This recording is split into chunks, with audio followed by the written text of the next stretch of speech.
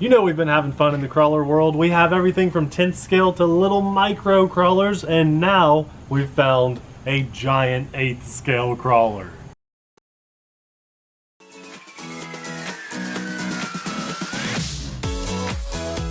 Hey everyone, I'm Nate. And I'm Abby. Amelia's taking a nap and Popeye's battening down the hatches. We're the RC Sailors. Welcome to our RC family. Today we're at the hill.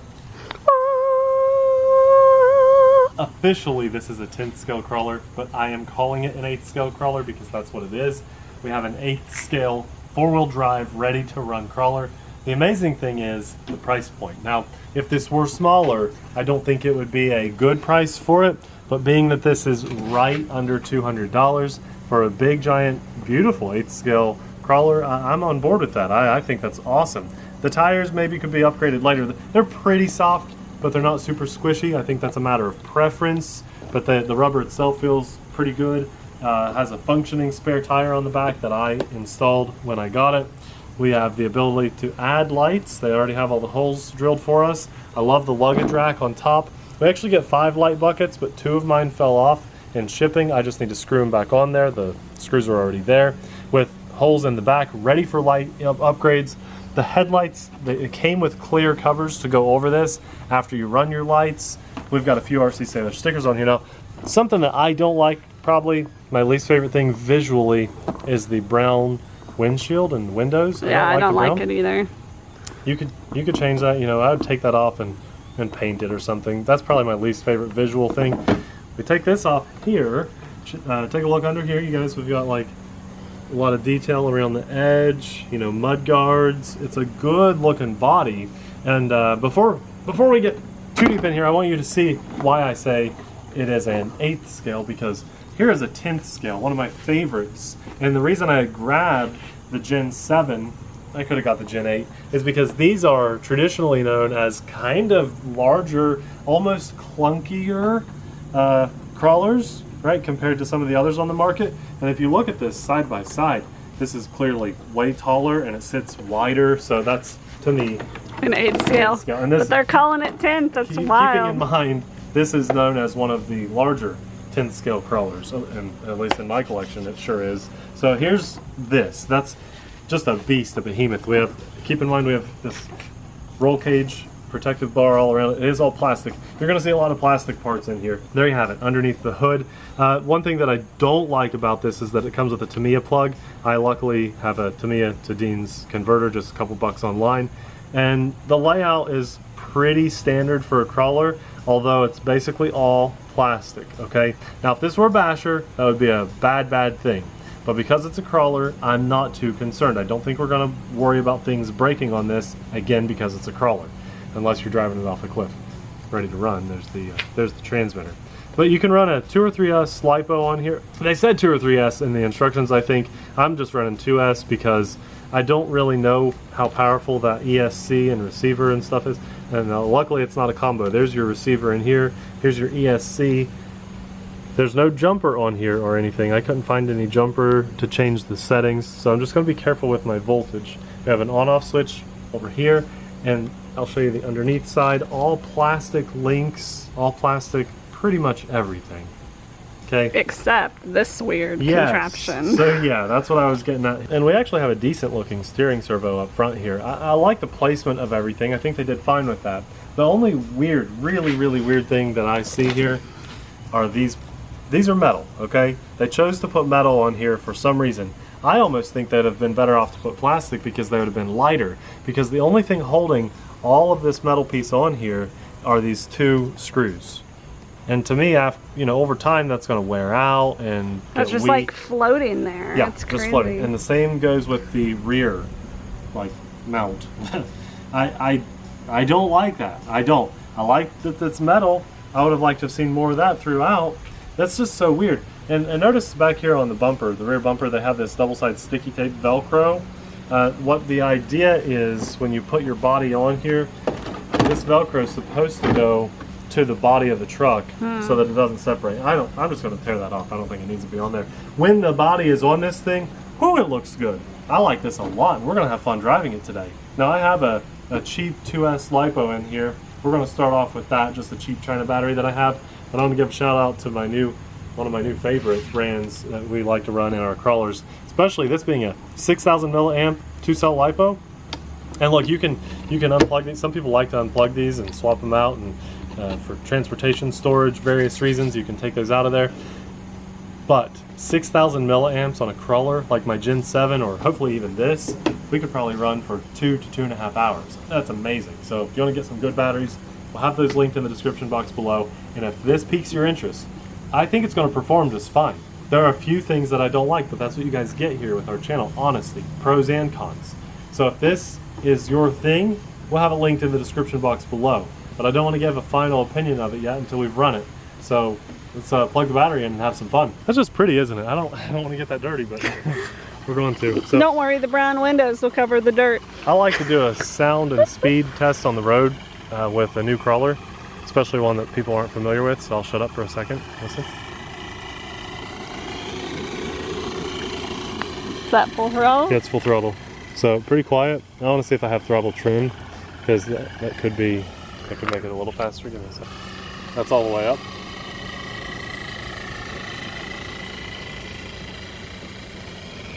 That's full steering, but I can increase that too.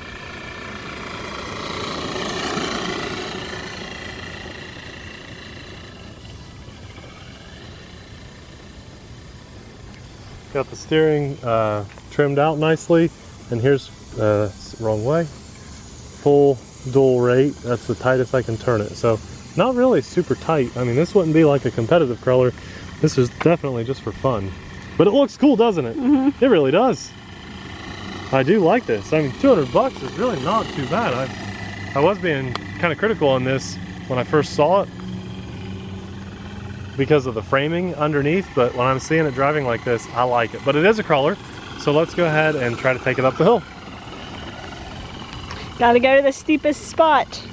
Yeah, well, right let's here. do right underneath the Frisbee golf. And it's rained, so that's going to help a lot. Yeah, you know, it was rained all day. Last week we did that Red Cat Everest 10, and it didn't have a very fair chance because it was very dry. So this has got it made with that rain. That is full throttle, guys. Very odd for me to be full throttle with a crawler like this. But it made it up the hill no problem. We need to bring that Everest 10 back on a not dry day like this. Because that really makes a huge difference. I want you guys to see if the ESC brake. There is no ESC brake on right now, so I'm just coasting down the hill. That was no throttle, just coasting. And I don't think the electronics on here are totally waterproof, but I do want to take this through a little bit of water for you guys. And probably not going to spend a lot of time in the water, but this should be fun. Ready? Yep.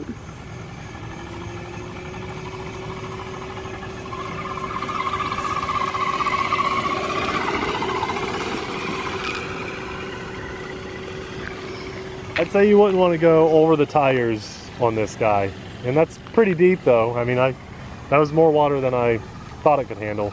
I don't think we're going to have any issues with that. Last time through the water though.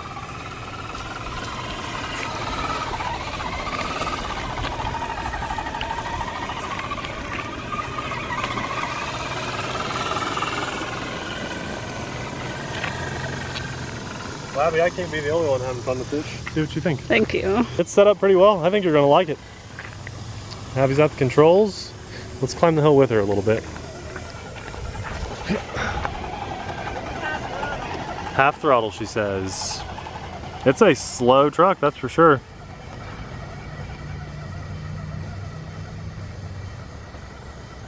Sure crawls. Crawls very nicely.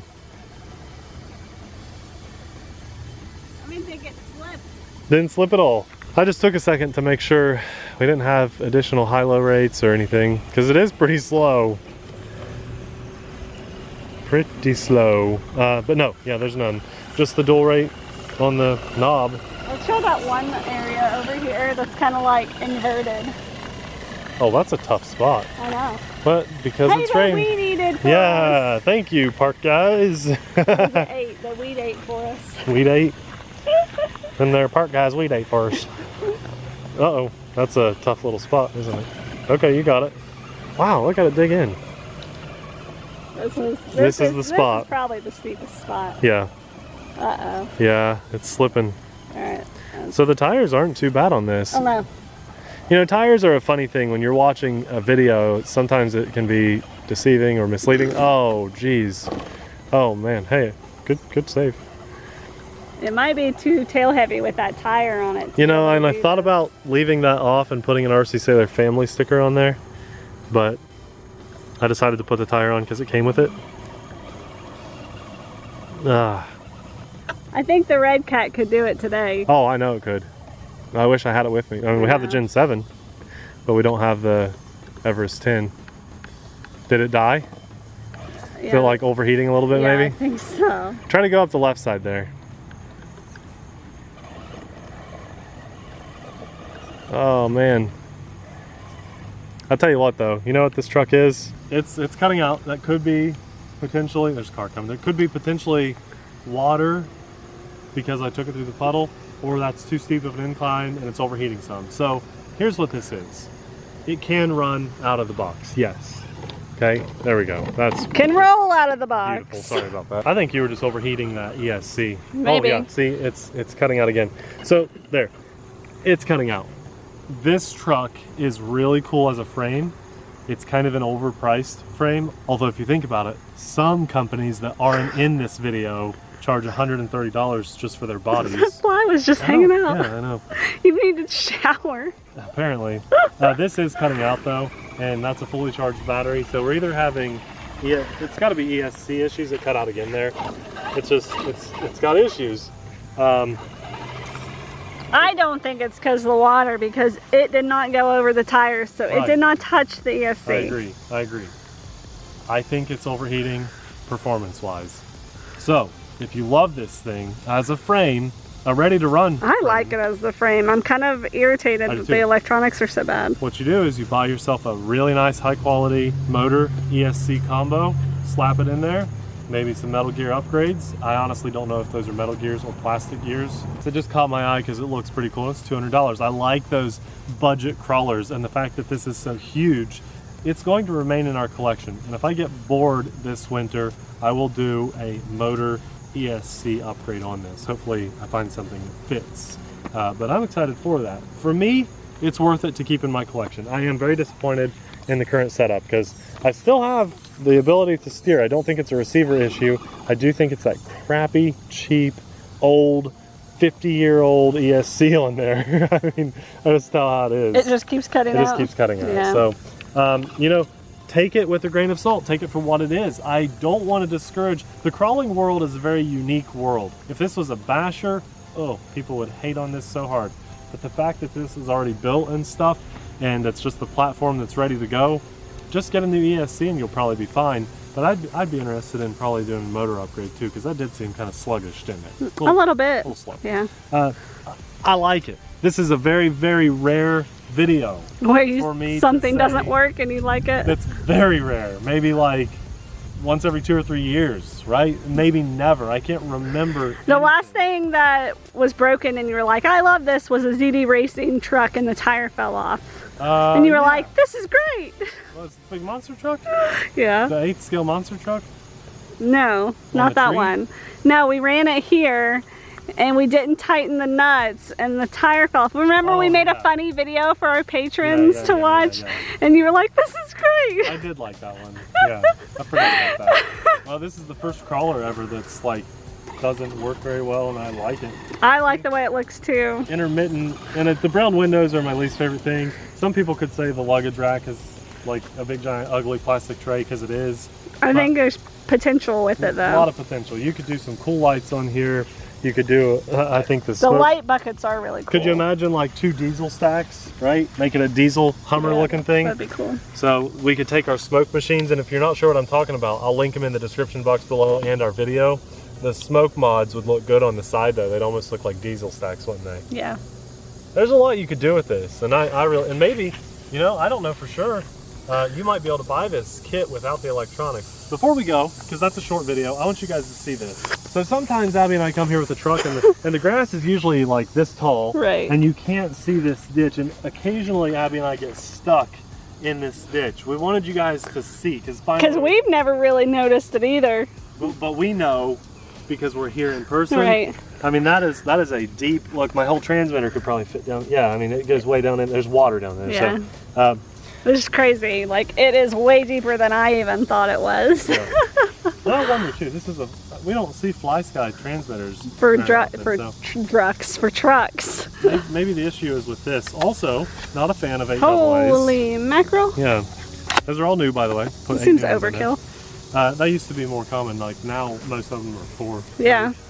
Hey, it's your call, guys. It's your call. I like it. I'm keeping mine, and you'll know this that I like it so much. You'll not see this on our eBay store. I like that a lot. I like this vehicle. So, by the way, listed a few more things on the eBay store. It's been a while since I've mentioned it in any videos, probably months. I've been listing things and selling. Thank you to all of you that have bought things. But if you want to save a few dollars and support us and have something to show for it, check out our eBay store. Thanks a lot for watching. We'll see you in the next video. Bye. I just want to confirm, because I hate leaving you guys like, oh, was it a water issue or overheating? We've been, since the camera's been turned off, Abby and I walked back over here, and it's running again just fine. I can go full throttle, drive it all around. It's running just fine. So I do very, very confidently think it was an overheating issue. Like, we can climb back up here now. So if you buy this truck, no, at least you're going to have to get a new ESC right off the bat. Yeah, I would. There, it cut out. So a little bit of running, and it's overheating really quickly. See you guys.